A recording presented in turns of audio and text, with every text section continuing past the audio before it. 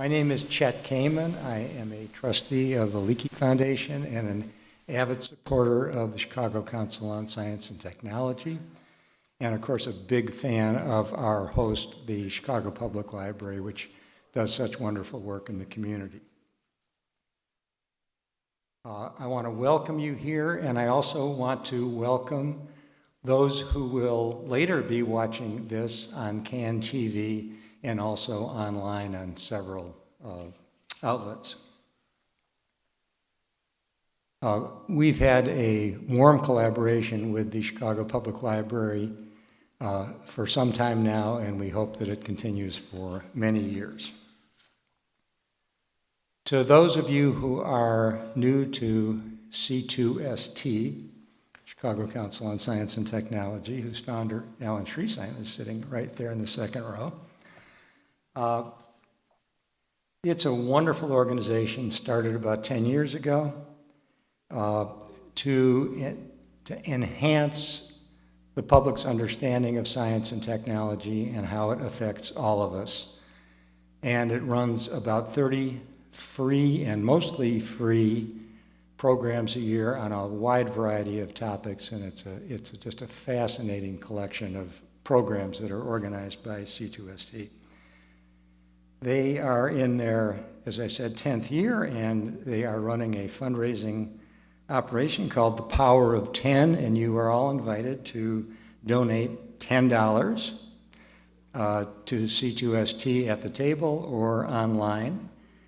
And on their website, which is c2st.org, where you can also find information about forthcoming programs, and there are also postcards at the table up there, and also you can sign up for the mailing list, which will give you announcements and reminders of all the various programs that they run, and as I say, a whole variety of really fascinating areas. The Leakey Foundation has been around not 10 years, but 50 years. Just celebrated our 50th anniversary. Founded by Louis Leakey, the famous paleoanthropologist in East Africa, and dedicated to answering the big questions about what makes us human. When and how did we evolve? How are we similar to or different from our nearest relatives, the chimpanzees and the pygmy chimpanzees or bonobos? How did we develop language, art, tools, culture? So many questions that can be answered or have light shed on them by evolutionary science. The Leakey Foundation explores these questions by funding the research of distinguished scientists like Bernard Wood, who will be speaking to us tonight, our very distinguished speaker, and then we share the results in programs like tonight's around the country, and we bring the science into the classroom in public schools in a number of cities around the country, and we have a very extensive online presence, wonderful podcasts called Origin Stories on Facebook, Twitter. You can find us everywhere, and there's lots of really interesting material and reporting on the most recent current developments. And again, we have our table as well, and it's right out there if you didn't see it before, and there's more information about the Leakey Foundation there. And you also are invited to contribute to this research and education by contributing, and for every dollar you contribute, there will be $1 contributed by 2 generous sponsors. And finally, I want to, on behalf of the Leakey Foundation, thank our sponsors for tonight's events, Ann and Gordon Getty, and Camilla and George Smith. Camilla is our president. She was supposed to be here tonight, but she unfortunately is ill. So some housekeeping announcements. Please silence your cell phones if you haven't already done so. I can see people reaching in their pockets, but don't turn them off, because we encourage you to tweet, post pictures, be involved electronically while this event is going on. And at the same time, during the question and answer period, or even as the questions occur to you, if you type c2st.cnf.io, that's c2st.cnf.io into your browser, you'll get a little form that allows you to ask your question. So during Bernard's talk, you can put your questions online and they will be asked at the end of the event. And finally, and then I'm going to get off and let the action start, if you have a question that you're going to ask here out loud, please wait for the microphone to help those who have a little more trouble hearing, and also because this is being recorded for later distribution on TV and online. If you don't use the mic, people won't be able to hear your questions, and your questions are going to be interesting and important, I know. Before we get started, we have a special video to share with you. This is the first time this has been publicly screened. It is one of our most distinguished and well-known Leakey Foundation scientists telling you the story of the Leakey Foundation.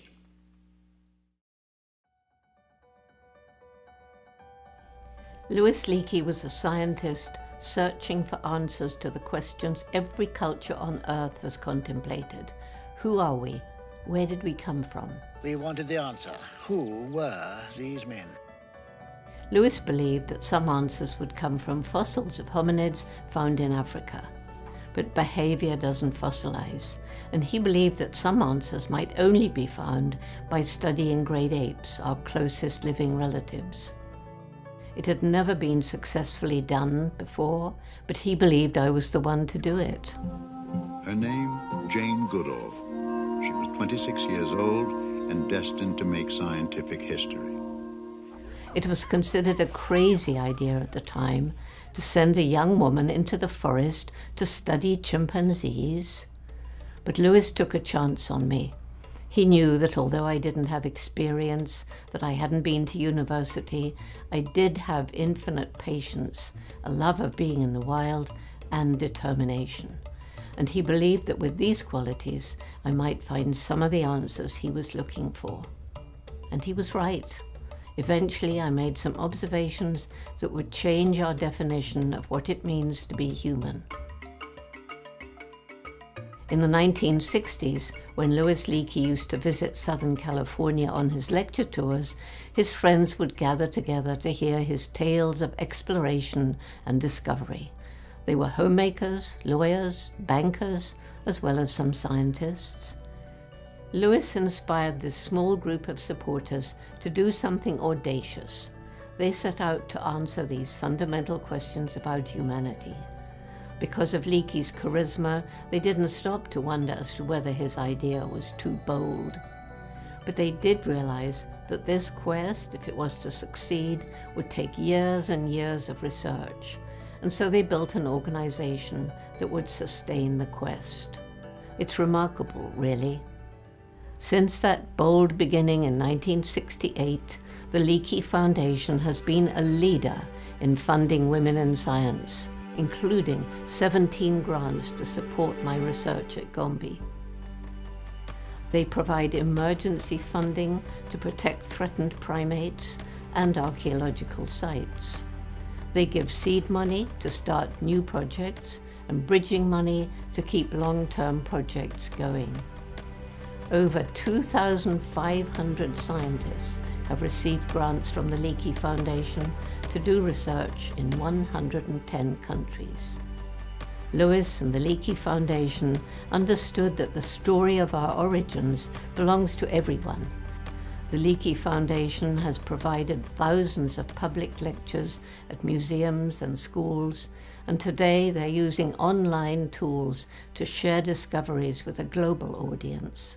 Discoveries by Leakey Foundation grantees have taught us so much about our human story, the kind of information that Louis and the Leakey Foundation founders had hoped for. The spirit that launched this organization from a kitchen table to become a global institution continues today with a new group of scientists and supporters. And they're just getting started. You can be part of the search. Please join them.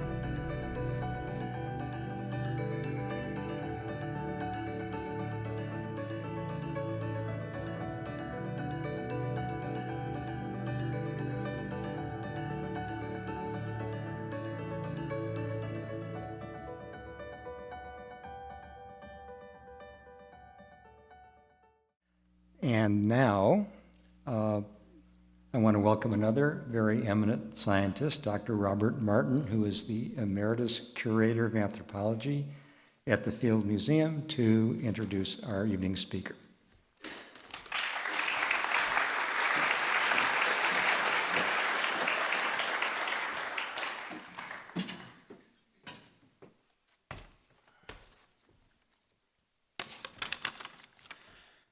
Good evening, ladies and gentlemen. I'm simply delighted to see so many people here to come and listen to Bernard Wood, who is one of the world's leading experts on human evolution, especially with respect to our own genus Homo.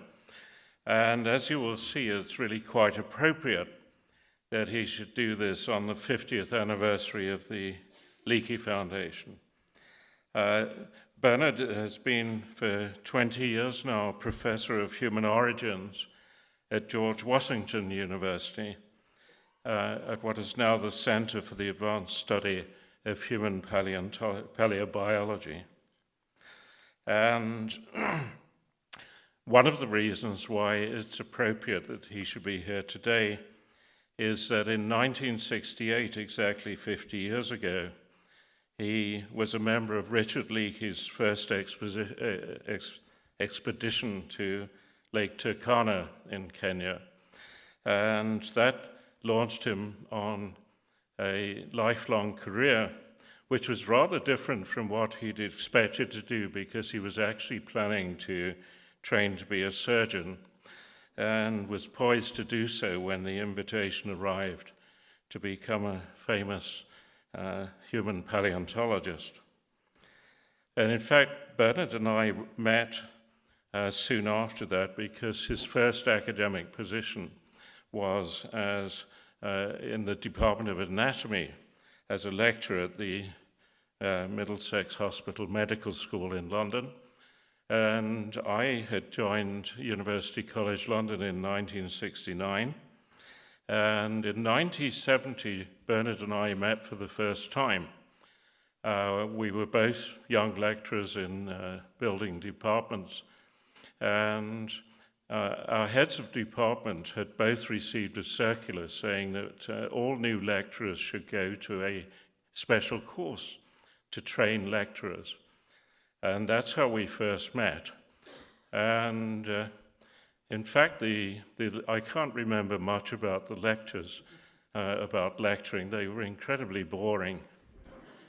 But what wasn't boring and was really quite striking was that the lecturer arranged for a videographer to come and take a video of every lecturer.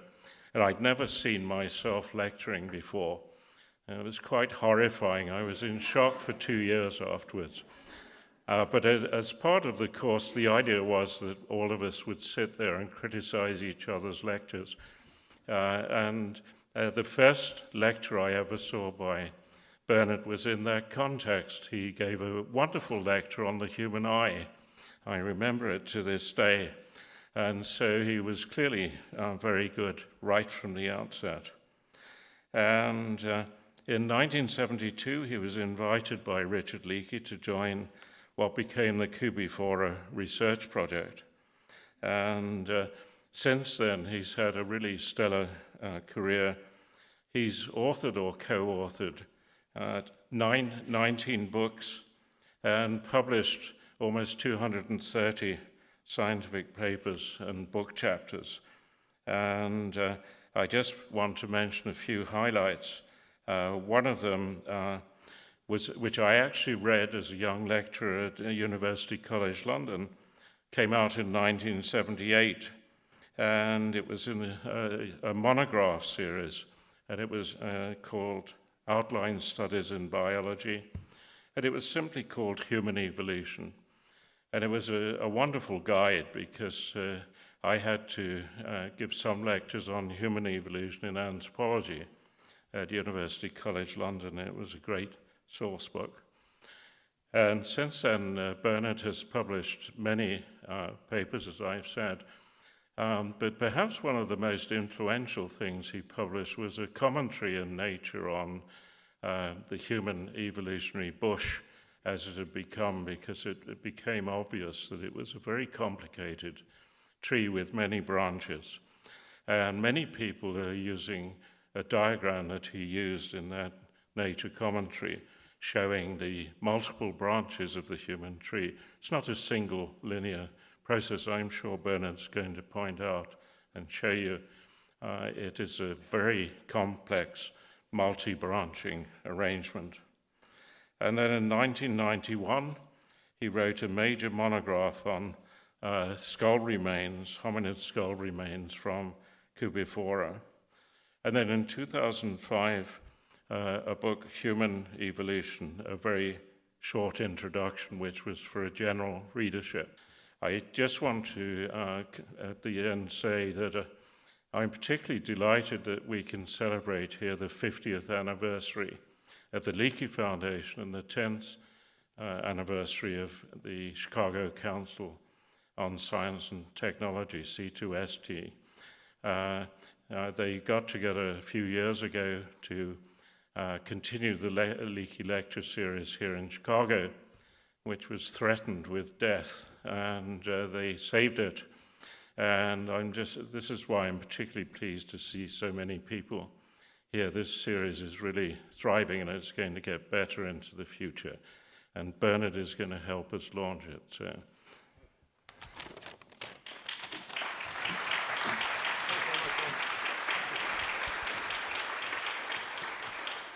Thank you very much. Thank you for coming.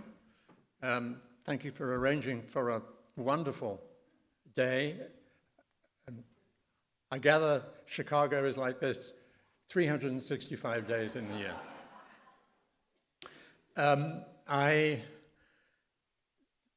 The word human, my mentor, a man called Michael Day, would never let me use it without qualifying it.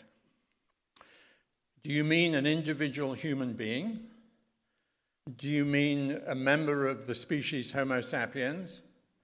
Do you mean a member of the genus Homo? Or do you mean a member of the part of the tree of life that leads to modern humans? So he would never let me use it without some qualification. And of course, that means that I never let my students use it without some qualification, and it drives them mad. But I want to use the word human this evening in the sense of whether something is a member of the genus Homo. And in order to do that, I need to take you back to 1964. It was the year of the Civil Rights Act. This is one I couldn't resist. It was the year that the Beatles had songs that were in the top 5 of the Billboard top 40. It was the year that Elizabeth Taylor and Richard Burton got married for the first time. And it was the year that the Surgeon General issued a warning about the possibilities of a link between smoking and cancer. In other words, it was quite a long time ago.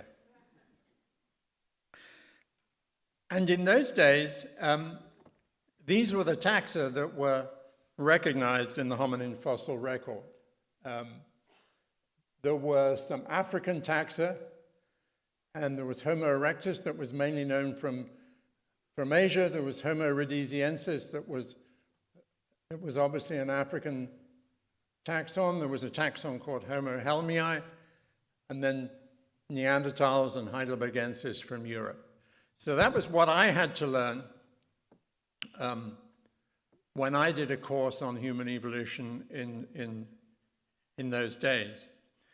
Just 1964 was just 5 years after the Leakeys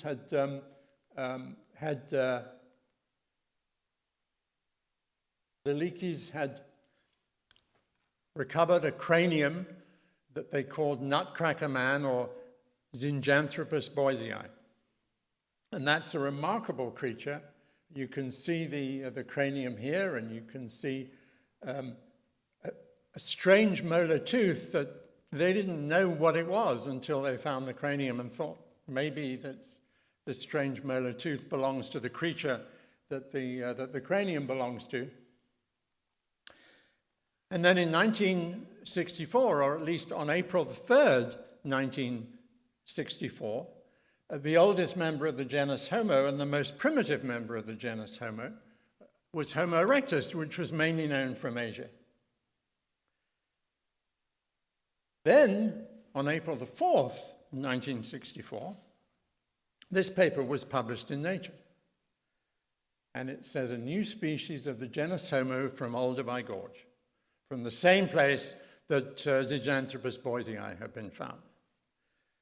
And it was by Louis Leakey and a colleague of his who he had asked to describe that wonderful cranium from Zinjanthropus boisei, a man called Philip Tobias, and John Napier, who was a colleague of Bob's and mine in the University of London and a very distinguished primatologist. And what they did in that paper was that they revised the diagnosis of the genus Homo. So let me try and unpack that for you. They sort of redefined Homo. So what I want to do this evening is just to consider what led up to that proposal, because that was a pretty dramatic proposal. We're going to redefine the genus that all modern humans belong to, and we are suggesting that we are describing a new species and the basal species, the most primitive species in the genus Homo. So what led up to that was that the cranium Zinjanthropus boisei was called Olduvai hominid 5. Okay, you come from Chicago, so you must realize that Olduvai hominid 3 was discovered before Olduvai hominid 5, and Olduvai hominid 4 was discovered before Olduvai hominid 5. And Olduvai hominid 4 was a little sort of scraps of teeth that they really didn't sort of know what to do with. And while they were considering these, which they were extremely pleased to have, just a few weeks later, they discovered this cranium. So they, if you discover a cranium, you stop worrying about a couple of teeth. So they stopped worrying about a couple of teeth. And then they discovered OH6.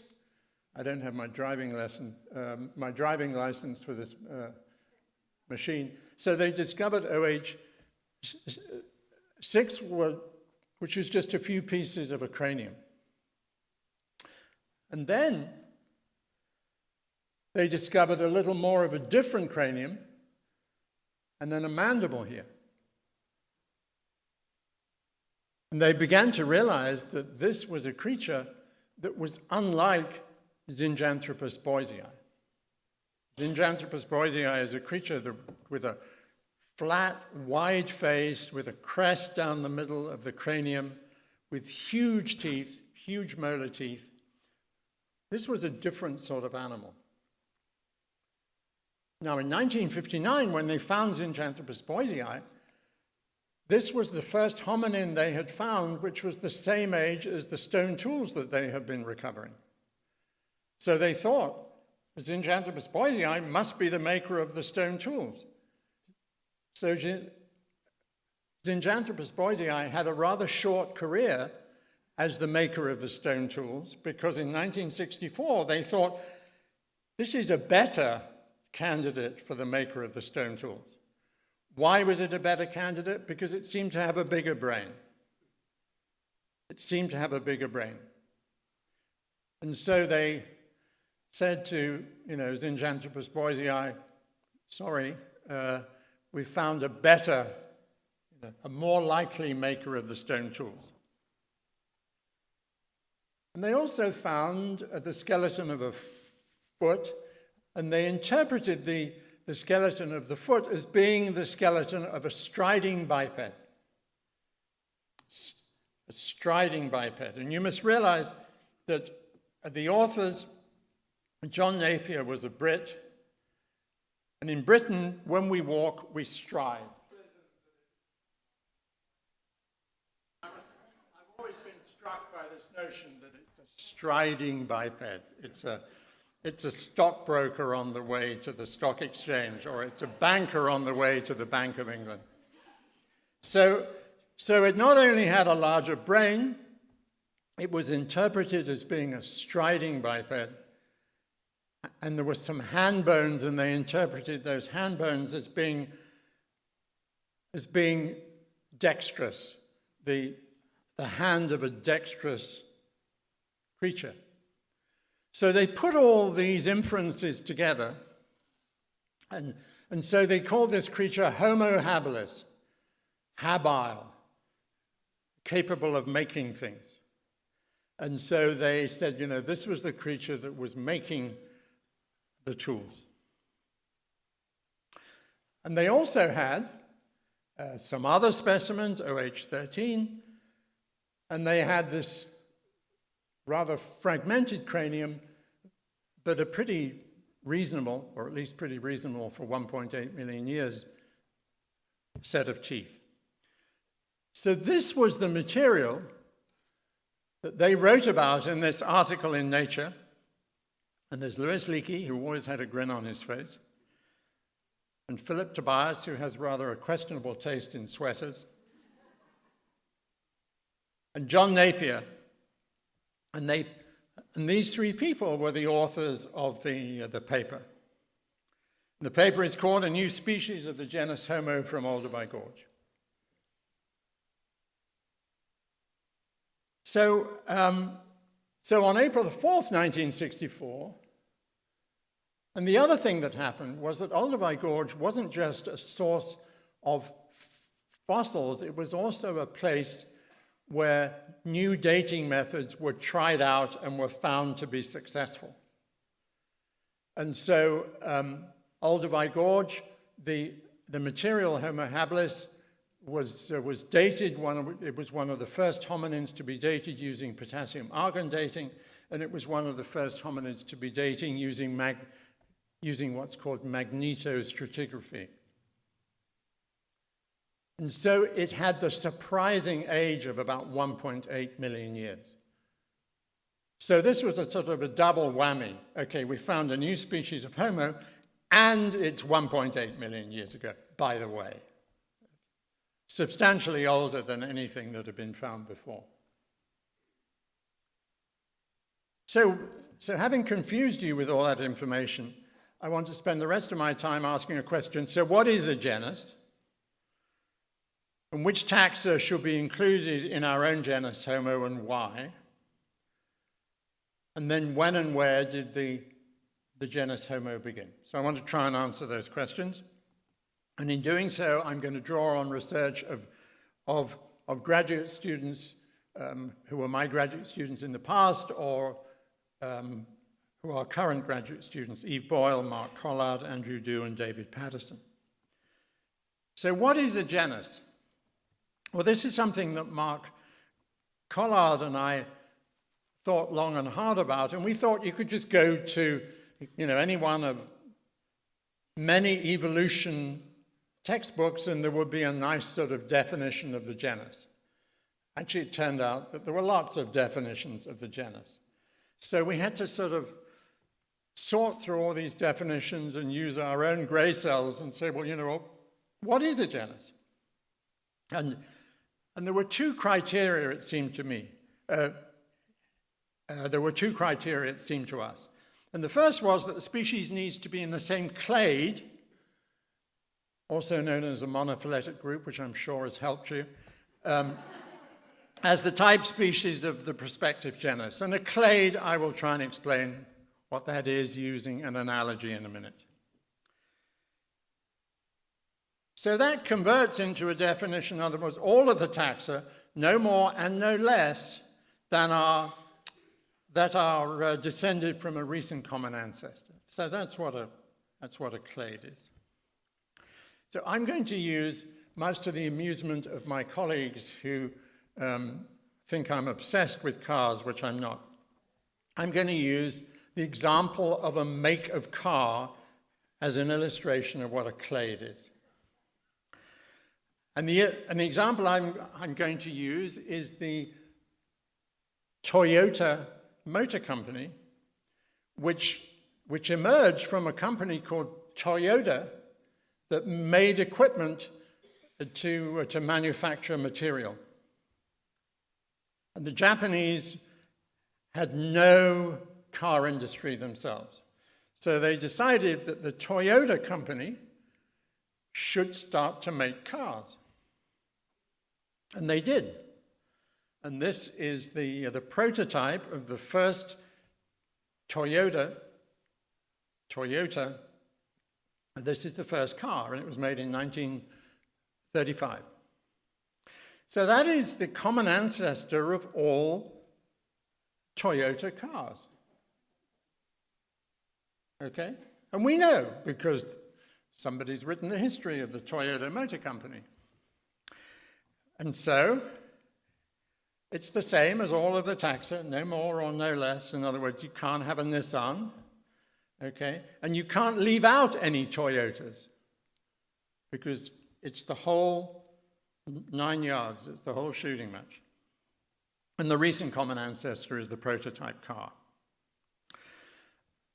The second criterion, for a genus, we suggested that it needs to be the same grade. So what's a grade? So it's a clade is like a make of car. What's a grade?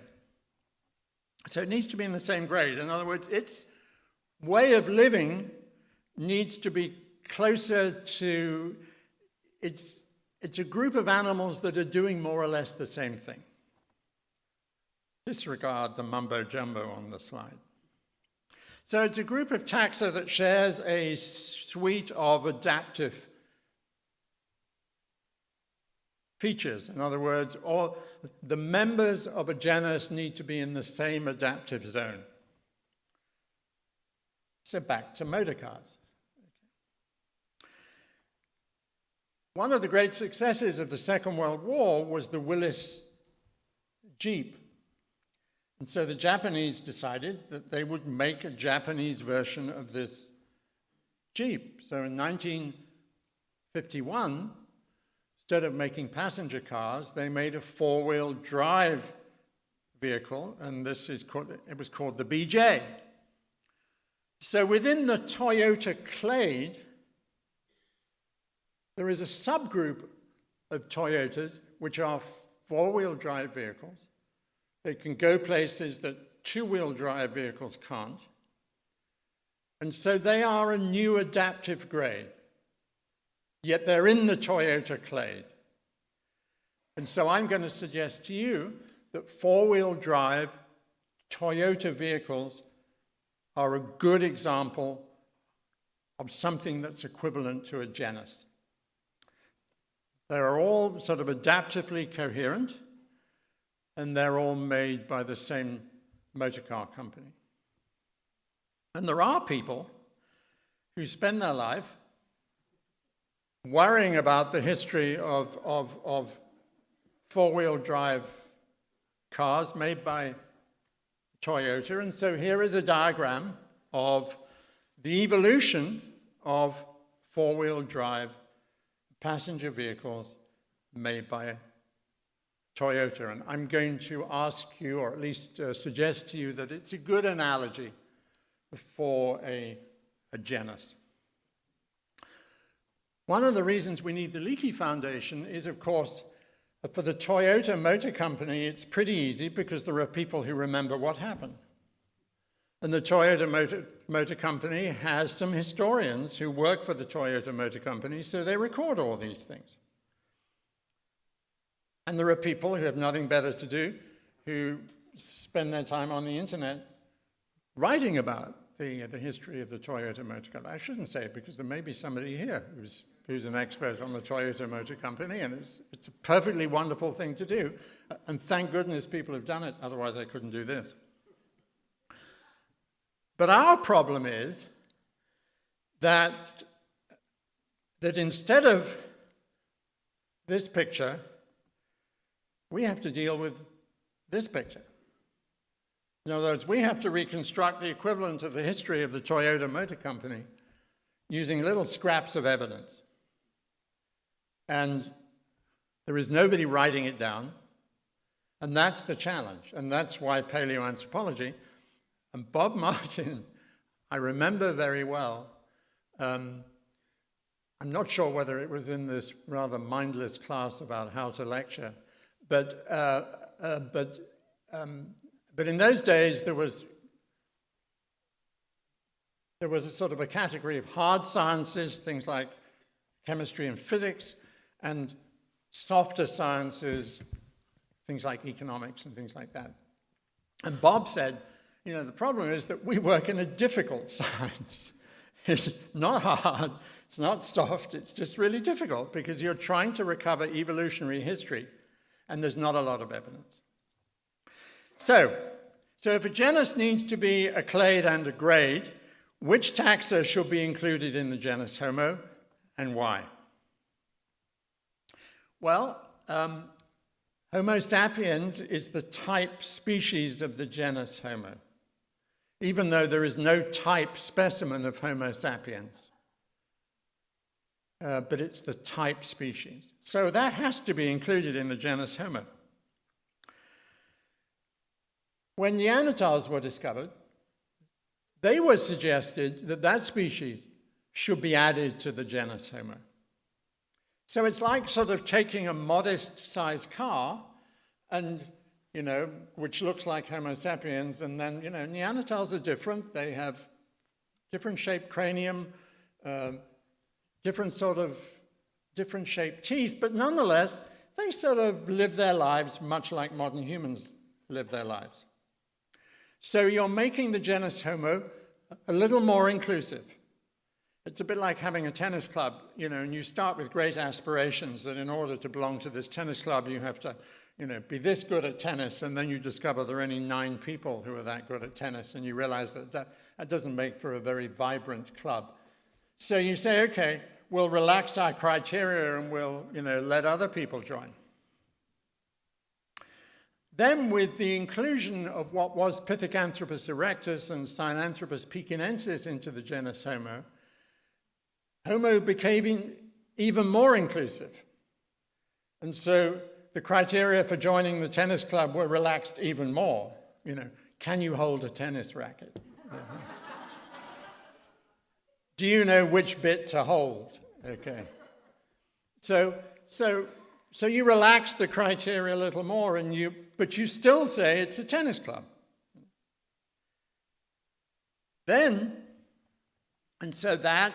The situation in 1944 was that Homo erectus was the most primitive member of the genus Homo. Then with the proposal in 1964 that there was an even more primitive creature in the genus Homo, that relaxed the criteria even more. And the question I want to ask really in this lecture is, were those criteria relaxed more than they should have been? In other words, does the inclusion of Homo habilis in the genus Homo render the clade criterion mute, and does it render the grade criterion? In other words, does it sort of destroy the adaptive coherence of the genus Homo? So how did the 1964 proposal withstand the test of evidence? Because if you're a paleoanthropologist, you come up with a hypothesis. This is, you know, how I think the world is organized and looks. And then people find more fossils, and those fossils are either consistent with your hypothesis or they're not, in which case your hypothesis bites the dust and somebody comes up with a different hypothesis. That's how this historical science works. So after 1964, the Leakeys found more specimens from Olduvai Gorge, which they thought were consistent with these new specimens belonged to Homo habilis. They found an associated skeleton. Now, an associated skeleton is a specimen that preserves more than one element of the postcranial skeleton, as well as maybe some teeth or jaws. Now, the good news is that OH62 is an associated skeleton. There is a piece of humerus and some forearm bones and a bit of the femur and the proximal tibia. The bad news is that it's been in a serious road traffic accident.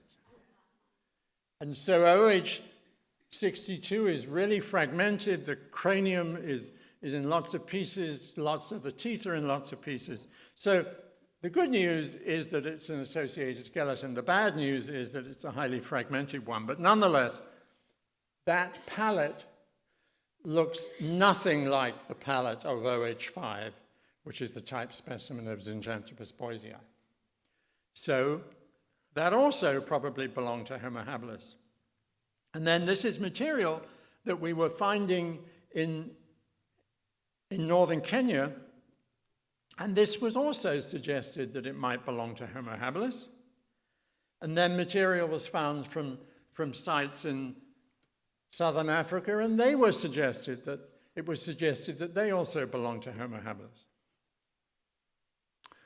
One of the jobs I was given as a member of the Kubifora research group was to try and make sense of all the cranial remains that were discovered at Kubifora, and this is the book that if you really can't sleep, this is the solution to your problems.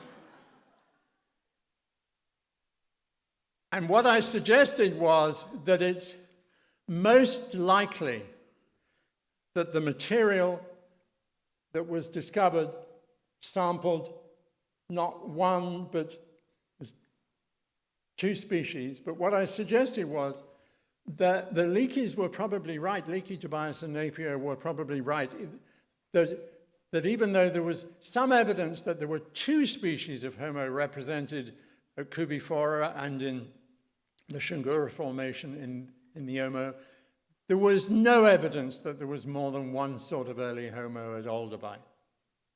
So Homo habilis was good. And the question was, were the two species at Kubifora, was one of them Homo habilis? Or were they two new species of early Homo? And if one of them was Homo habilis, what the hell was the other one? So how did this new evidence affect the clade and the grade definitions of a genus? Well, as far as the clade definitions of the genus, the new evidence made not that much difference. But as far as the grade criteria was concerned, Mark Collard and I suggested that the inclusion of habilis changed, sort of destroyed the adaptive coherence of Homo. And we set out the case for that in a paper in Science in 1999 called The Human Genus, imaginatively called The Human Genus. And what we did was to look at various criteria, things like body size and body shape and inferred locomotion and the size of the jaws and teeth and the rate of development and brain size. And basically, it's not surprising that Neanderthals get an H for Homo for all of those things. Homo heidelbergensis, there's not a lot of evidence, but there are some H's and one A for Australopithecus. Homo erectus gets H's, Homo ergaster gets H's, but Homo habilis got a lot of A's for Australopithecus. So we suggested that there was an argument to be made that Homo habilis should not be included in the genus Homo. It was a great idea at the time, but nonetheless, the years that had passed between 1964 and 1999, the hypothesis that habilis should be included in Homo, it seemed to us that it had been substantially weakened. What I need to say was that it seemed to us that it had been substantially weakened, but almost nobody took any notice of what we said. Even though I still think we were right, and I will try and persuade you that we were right. So we suggested that Homo, it was quite right to have stopped the tennis club, the performance relaxation at the bottom of Homo erectus. And so we suggested that the two species of early Homo should actually be included in Australopithecus as Australopithecus habilis and Australopithecus rudolfensis. But this went down like the proverbial lead balloon. So what has happened since 1999? Well, there's been more fossil evidence. And that's the sort of thing that the Leakey Foundation, that the funding from the Leakey Foundation allows to happen. And this is new fossil evidence from this jaw, from Cubiphora, and then this maxilla. And basically the new fossil evidence, the good news for Bernard Wood was that the notion that there were two species in early Homo was consistent with this new fossil record, with this new fossil evidence. The bad news is that I might have got some of the allocations slightly wrong, okay? That maybe a jaw that I thought belonged to Homo rudolfensis may actually belong to Homo habilis. But in general, the news was, the balance of the news for me was good. That doesn't happen very often. The other thing that's happened since 1999 is that there has been a proposal that the genus Homo goes back in time to 2.8 million years on the basis of this mandible found from a site at Ledi Guraru in Ethiopia. So the other thing that's happened since 1999 is that, and basically what I do is analyze the fossils that other people find. And so what you need is more fossils, there's no doubt about that, but you need to get smarter at analyzing the fossils that you do find. There's no point in just finding more fossils and not developing methods. There's no point in developing methods if you don't find new fossils. You need both of those things. So there has been new evidence since 1999, new methods of really crawling all over the fossil evidence, trying to extract more and more information from it.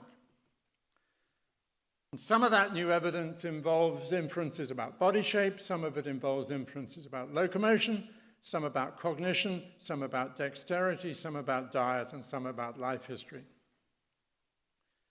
The inferences about locomotion that have been made since 1999 really backed up what Mark Collard and I said, was that Homo habilis probably was not moving around in the same way that Homo erectus was. Homo erectus was an obligate biped. Homo habilis was capable of bipedalism, but it was using its arms a lot more than you and I do to move around as a biped. There was also some evidence which has come up about cognition. And of course, we don't know anything about the cognition of hominins that lived millions of years ago, but we make inferences about cognition based on their brain size. That's not, but that's what we do. Whether we should do that is another matter, but that's what we do. And basically, there has been some sort of conventional wisdom about brain size. And the conventional wisdom was that there was an increase in brain size that occurred about 1.8 million years ago, which coincided with the origin of the genus Homo if you included Homo habilis in the genus Homo. And so this diagram which was in a paper by Leslie Aiello and Peter Wheeler, has become sort of iconic to the extent that now in textbooks, there is the Genus Homo burst of increase in brain size at 1.8 million years. Now, like all conventional wisdom, you should suspect it. Okay? You should suspect it. And C.H. Waddington, he referred to conventional wisdom as the conventional wisdom of the dominant group, and his acronym really appeals to me. It's cow dung. Okay. Conventional wisdom of the dominant group. Always suspect conventional wisdom. So what I did was to get a group of bright graduate students that was led by Andrew Dew, who's now a postdoc at the University of Chicago. And so there are more data points. But of course, these are points. And we know that, if you're collecting information about something that's a couple of million years ago, one point would suggest that there is no error. And that's unlikely, because often the endocranial volume, the brain size, is extrapolated on the basis of a rather fragmentary cranium. And there is also some error in the date. So probably you shouldn't have these points. You should have a diagram that expresses the error that's involved in the measurement of the brain volume and the date. And when you do that, to cut a long story short, and you test those data against various evolutionary modes, random walk, gradualism, stasis, punctuated equilibrium, because this genus Homo burst was an example of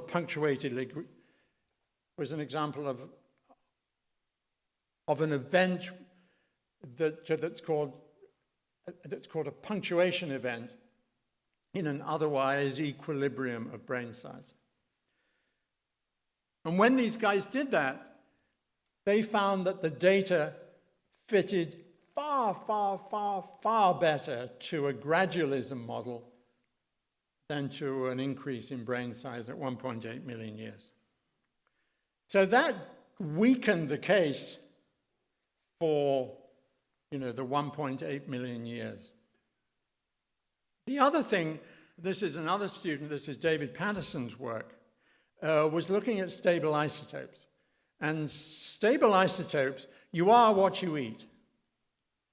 And you can, if you eat a lot of grass, you have high levels, you have levels which are called C4, okay.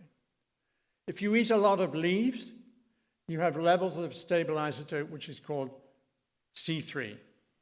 If you eat a mixture of grass and leaves, you're a mixed feeder, and so you're C3/C4. Okay. If you're a grazer, you're C4. If you're a browser like a giraffe, you're C3. If you're an antelope that both grazes and browses, you're a mixed feeder. You can look at these stable isotopes in the soil. So not in the bones of animals, but in the soil. And when you do that, you see that in Lake Turkana, from 2 million years to about 1.3 million years, there isn't much of a trend. Okay? Stays more or less the same. So the wooded grassland signal, sort of equivalent signal. So what happens if you look at the isotopes in animals? From this, we would infer that there hasn't been a great deal of change in the environment. In other words, the animals, what they could eat was much the same at 2 million years as it was at 1.3 million years. So what happens if you look at the animals? Well, if you look at Paranthropus boisei, the early part of that time range is much the same as the later part of the time range. And Paranthropus boisei is a C4 sort of type of animal, and it's C4 at 2 million years, and it's C4 at 1.3 million years. It doesn't change. Whereas if you look at Homo, the early ones are C3 stroke C4, and the C4 signal becomes stronger in the later ones. These early ones are Homo habilis stroke Homo rudolfensis that we were suggesting should not be in Homo. The later ones are our early African Homo erectus, which we suggested was a perfectly good member of the genus Homo. So what might be the explanation for the change in the stable isotope? Well, we don't know. But one explanation is that this C4 sort of grassland signal is because Homo started to eat animals that were eating grass. Because you are what you eat. And if you eat meat of animals that are grass eaters, you inherit their grass signal. Now, we don't know that that's the explanation, but that's the explanation I would like it to be. What's interesting is that Homo is the only taxon that undergoes a significant enrichment in delta 13, in carbon delta 13, through time. All the other animals either stay the same or they become more C3, not C4. So, we think that's pretty good evidence that there is a shift between the way that Homo habilis was making its living and the way that Homo erectus, or early African Homo erectus, was making its living. So we think if there was a shift, it wasn't from Australopithecus to Homo habilis, because Homo habilis has a stable isotope signature which is like Australopithecus. It was a shift between Homo habilis and Homo erectus. So, you will be relieved to hear I'm getting to the bottom of this slide. So when did Homo originate? Well, we think it originated here and not there.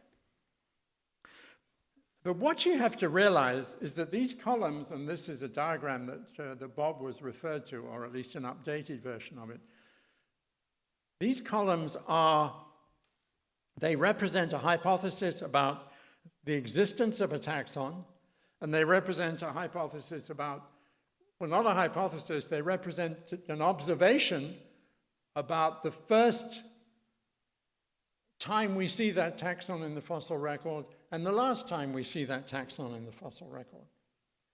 So the existence of the taxon is a hypothesis. The bottoms of those columns isn't a hypothesis, it's an observed fact. And the tops of those columns is not a hypothesis, it's an observed fact. The fact that that's a separate species is, of course, a hypothesis. So each column represents a hypothesis about the existence of a taxon and the ages of the existing site samples of that taxon. But the observed first and last appearance dates of a taxon are just that. They are not the first time that taxon walked on the Earth, or the top of the column is not, the last person standing of that taxon.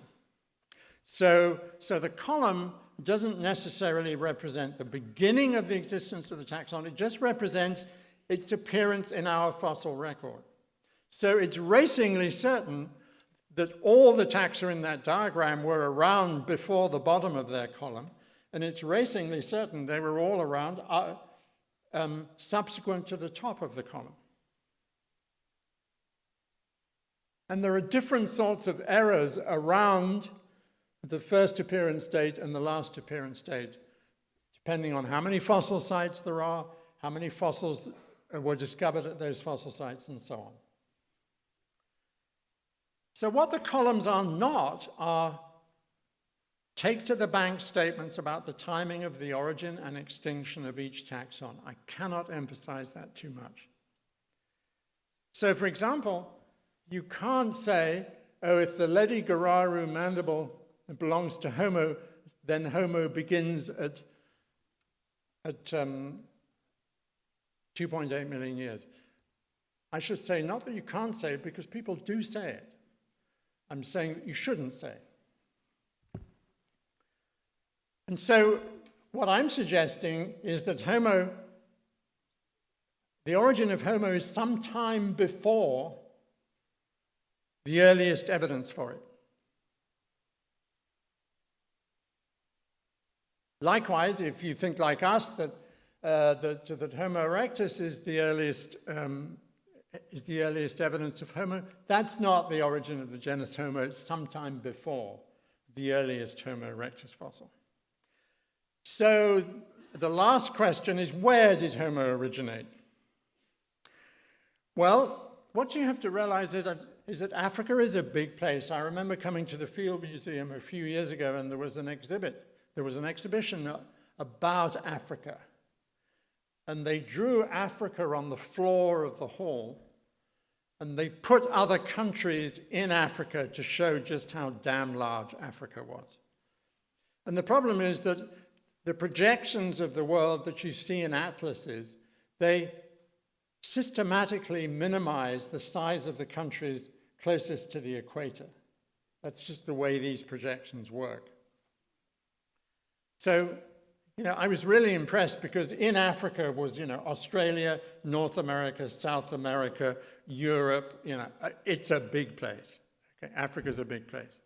And the fossil sites in Africa, the evidence for human evolution comes from sites in and around the Rift Valley and from a few sites here in the Dolomitic limestone in southern Africa and from sites in Central Africa. At the most, you can persuade yourself that that's 3.5% of the land surface of Africa.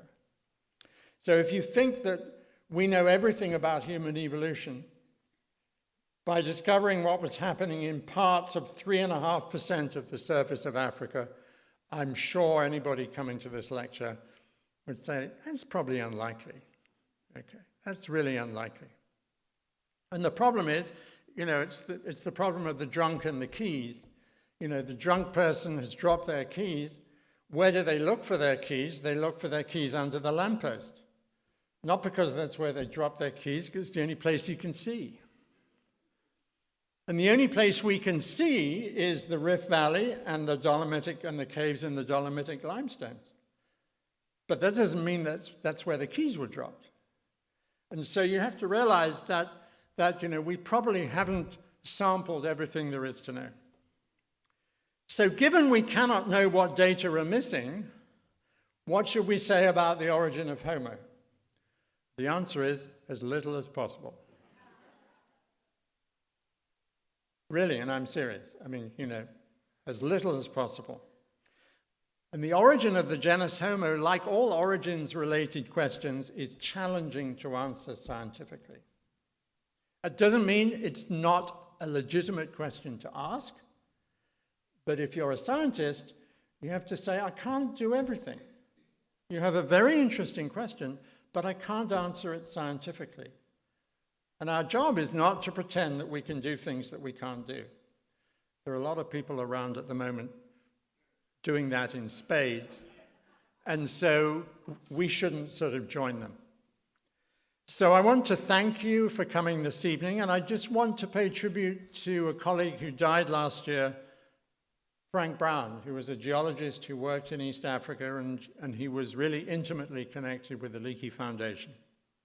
And a lot of these columns, the heights of those columns and the dates and the information that goes into assembling those columns is due to Frank, and he's sadly missed.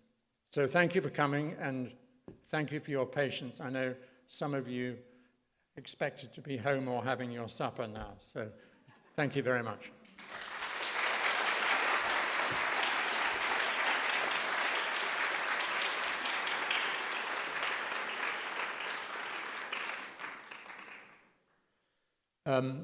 If there are any questions, I'd be happy to try and answer them, but I don't guarantee I can answer them. Ma'am, yes. Oh, sir, I'm sorry. Okay, we need to get you a microphone, because this is being recorded, and there is nothing more frustrating than listening to the answers to questions that you don't know what they are.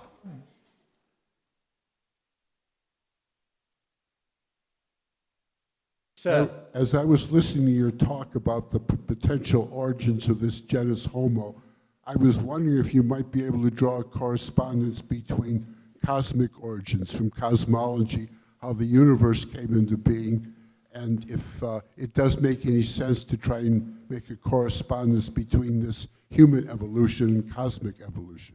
I'm meant to be an expert on human evolution, but as you can see, my knowledge is modest.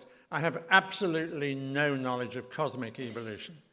So although if you gave me enough to drink, I would probably be prepared to speculate on the links between the two, and I'm not belittling your question. I'm not the one to make those links. Okay, thank you. Yep. My question is about the human population. Yes. Within the past 100 or 200, 300 years, we witnessed a massive increase in the human reproduction and population increase. So how is it when you were mentioning the pre-Homo stage, which was back 2 or 3 million years ago, and then later on came the Homo, which was only 2.3% of all of Africa. Well, how is it within maybe 1 million years, the reproduction was so slow, and all of a sudden we have such a rapid increase? There's no doubt that early hominins are quite rare. Hominin fossils are found at about the rate that you find fossils of a carnivore called a cheetah. And cheetahs are rare. If you go on safari, you will be lucky to see a cheetah. Lions are 2 a penny, but you'll be lucky to see a cheetah. So hominins were in low numbers on the landscape.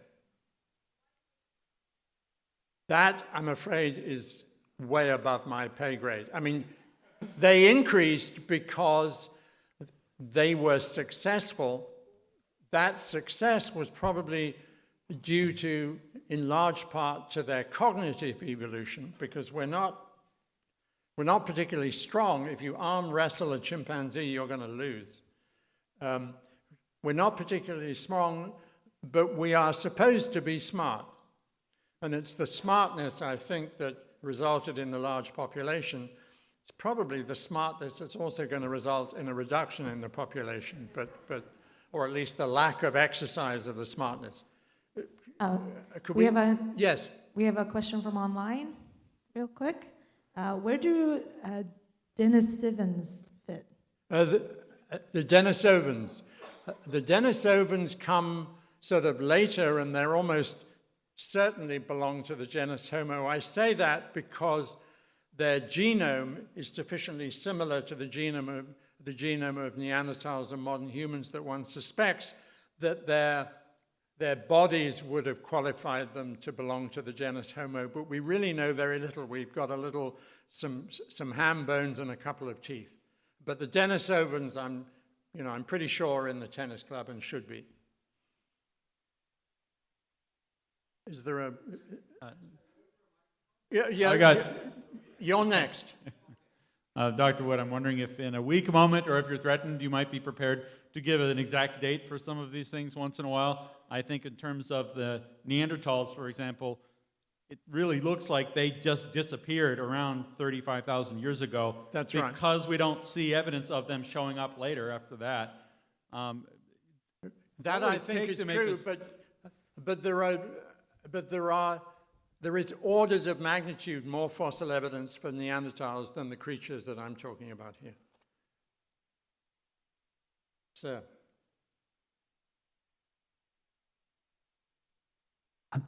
On the question of the clade, what would be the common ancestor of all the species that are in genus Homo? If they all have a common ancestor to the conventional wisdom is that it's a creature a bit like Australopithecus afarensis. But that's conventional wisdom, and I think we haven't discovered the common ancestor of the genus Homo. Ma'am. Thank you for mentioning the small area of Africa that's been looked at for evidence for the history of early humans. I wanted, and actually Philip Tobias, before he died, mentioned the same thing to me. I've been working in the Congo Basin, which is outside of the area generally where people have searched. And I wanted to mention, hoping that more than just me will be interested in pursuing research there, that many regions have volcanic ash that are not listed in geology books as having them. Cameroon, Central African Republic, Northern French Congo. And we've seen a lot of it. So there's dating possibilities. There's plenty of lithics, especially in gravel beds. People are using the gravel for raw material. And also, from the analogy of all the skeletal remains that have been found in Amazonia, a very similar environment, although not as early, of course, in human occupation, I think that with some of these interesting geologic contexts, that there may be bones. Certainly plant remains are quite well preserved, as Desmond Clark showed in Angola. So it's an interesting area that young anthropologists who have adventuresome spirits should definitely look at. Absolutely, and that's the sort of thing that the Leakey Foundation supports, and and I have a colleague who went to look in the Central African Republic, but the problem is that a lot of these places, it's not easy and it's not safe.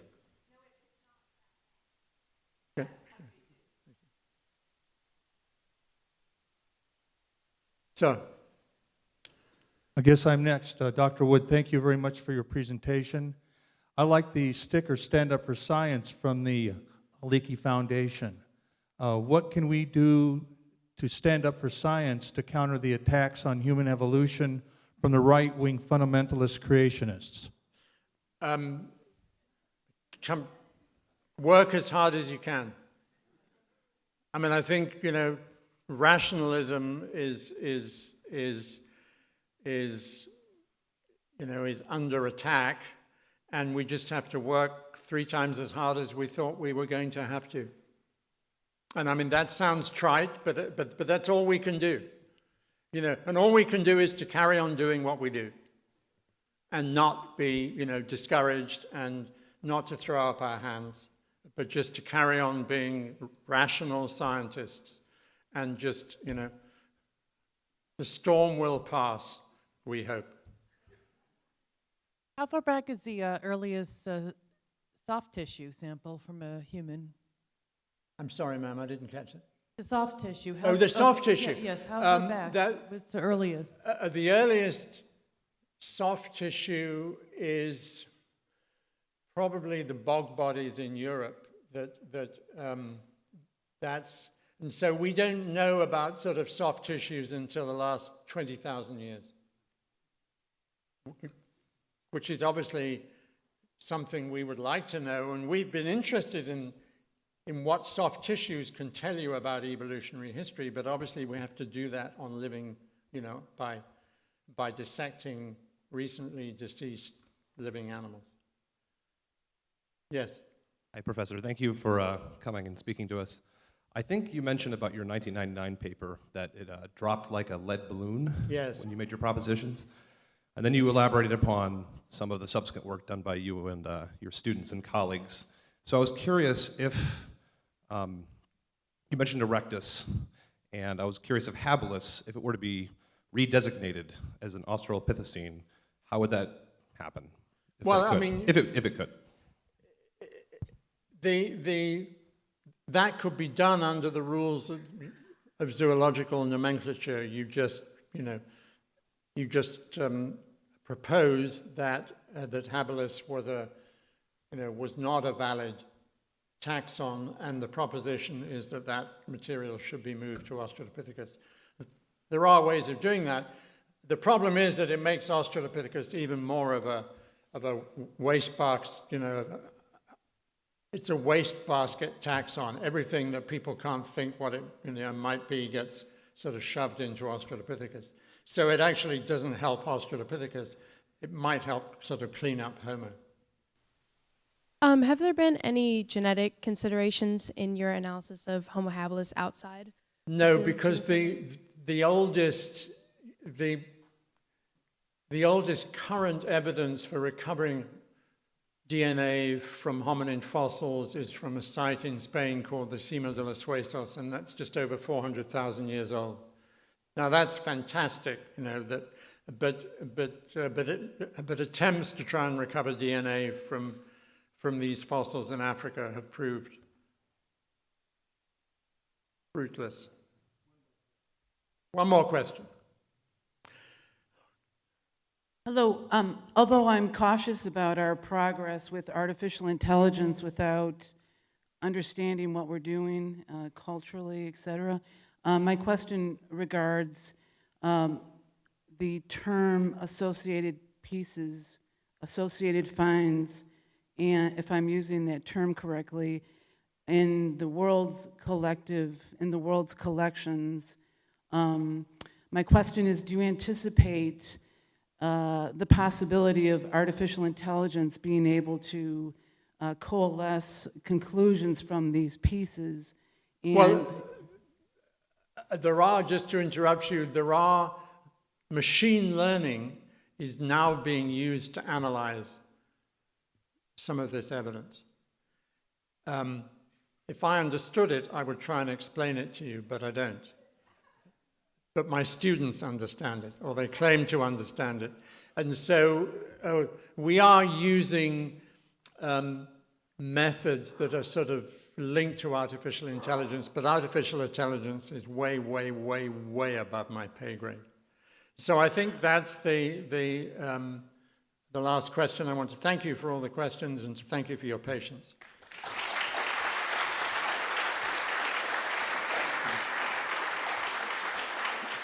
Bernard, thank you so much for a wonderful talk, and thank you to the audience for terrific questions. This was just exactly what we hoped for with this kind of program.